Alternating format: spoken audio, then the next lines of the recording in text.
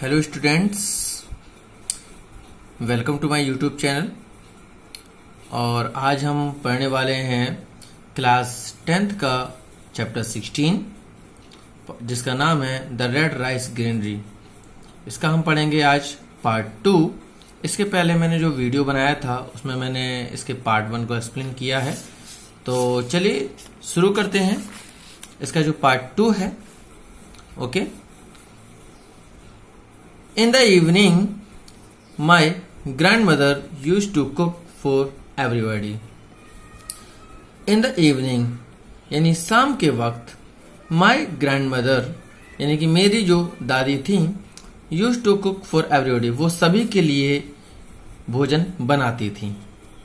That time, she would send me to the granary at the back of the house where the red rice was stored. और यहाँ पे कहा जा रहा है कि उस समय मेरी जो दादी थी वो मुझे उस ग्रेनरी में यानी कि जो भंडार कक्ष था जो हमारे घर के ठीक पीछे था, ठीक है, जहां पर लाल चावल रखे जाते थे। I would again fill up the bucket with as much rice as she wanted and get it for her cook out dinner. और I would again fill up, मैं उस बाल्टी को भरकर जितना उसमें हो सकता था, ठीक है, उसको लेके, ठीक है, डिनर के लिए उस चावल को लेके मैं जाती थी।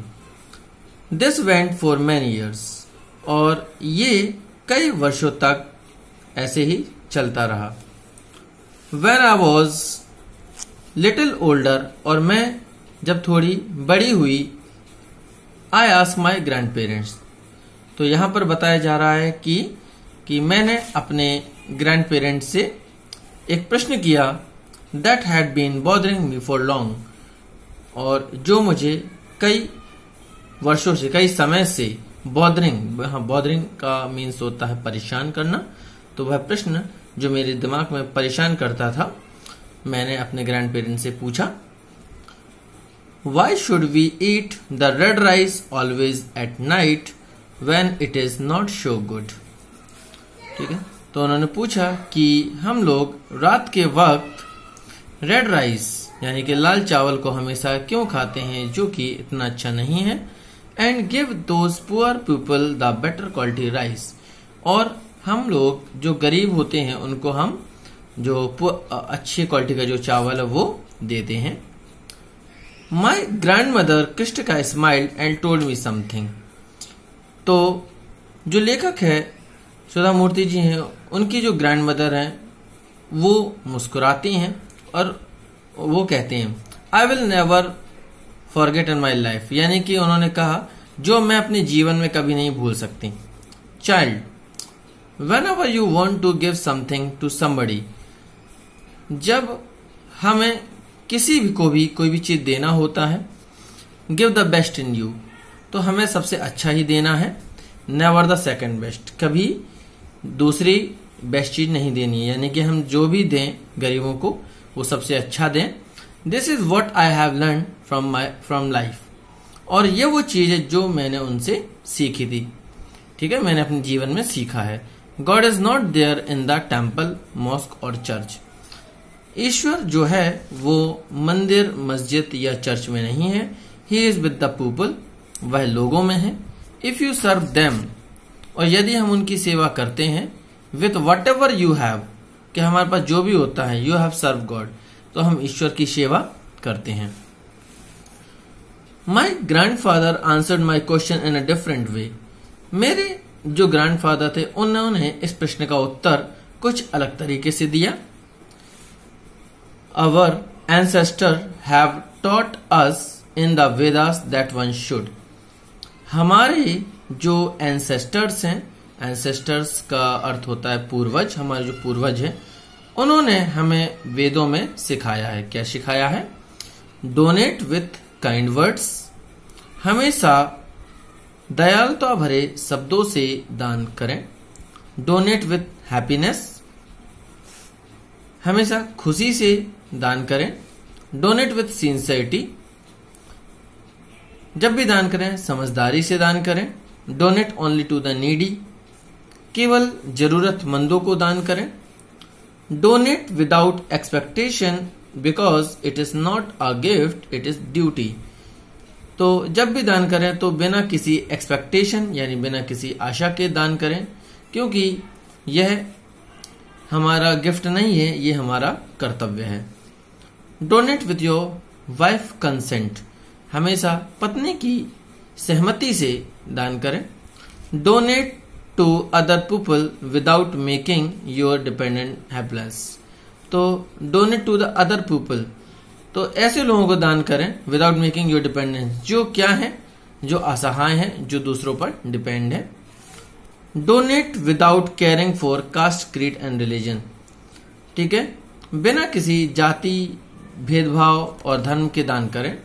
Donate so that the receive prospers, और दान करें ताकि जो लोग हैं वो समृद्ध बने। This lesson from my grand parents told me when I was just little girl, ये जो लेसन है, ये जो पार्ट है, वो मेरे ग्रैंड पेरेंट्स ने मुझे बताया था जब मैं एक छोटी सी लड़की थी। Has stayed with me ever since, और जब से मैं उनके साथ रही।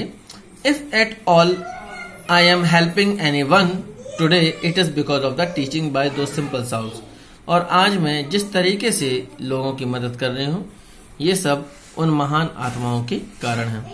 I did not learn them any school और कॉलेज, और ये चीज मैंने किसी स्कूल कॉलेज में नहीं सीखी। सो ये था स्टूडेंट्स हमारे इस चैप्टर का पूरा डिस्क्रिप्शन। आई होप आपको ये समझ में आया होगा। चलिए इसके बाद हम इसका अबाउट द लेसन भी पढ़ लेते हैं ताकि आपको थोड़ा सा और क्लियर हो जाए। Okay, on the basis of her practical experience the writer expresses her views. अब यहां पे बताया गया है कि लेखक के प्रैक्टिकल अनुभवों के आधार पे उन्होंने अपने जो विचार हैं दान के ऊपर वो व्यक्त किए हैं। इन द गिवन आर्टिकल, और इस आर्टिकल में, इस हमारे भाग में, वी फाइंड, हमने देखा, how good quality rice is donated, कि किस प्रकार एक अच्छी क्वालिटी का जो चावल है उसको डोनेट किया जाता था। विलिंगली यानी कि पूरे मन से, इच्छा से, एंड सिंसियरली और समझदारी से, टू द नीडी पीपल यानी लोग जरूरतमंद लोग हैं उनको। And the inferior was used at home, और जो घटिया क्वालिटी का, निम्न क्वालिटी का जो चावल था उसको घर में यूज करते थे। Donation should always be made after consulting the wife and fulfilling the family needs, दान हमेशा अपनी पत्नी की सहमति से यानी कंसल्ट करके ही देना चाहिए, और फुलफिलिंग द फैमिली नीड्स, और अपने परिवार की नीड्स यानी जरूरत को पूरा होने के बाद ही देना चाहिए। The things donated should always be useful end of a good quality, और जो भी चीज हम डोनेट करते हैं, दान करते हैं, हमेशा वो उपयोगी होना चाहिए और एक अच्छी गुणवत्ता क्वालिटी का होना चाहिए। If we do not follow this then the donation become meaningless, और यदि हम ये चीज फॉलो नहीं करते हैं तो हमारा दान देना व्यर्थ है। ओके, सो ये था फुल डिस्क्रिप्शन हमारे चैप्टर का। ओके, तो आज के इस वीडियो में बस इतना ही। Okay, thank you.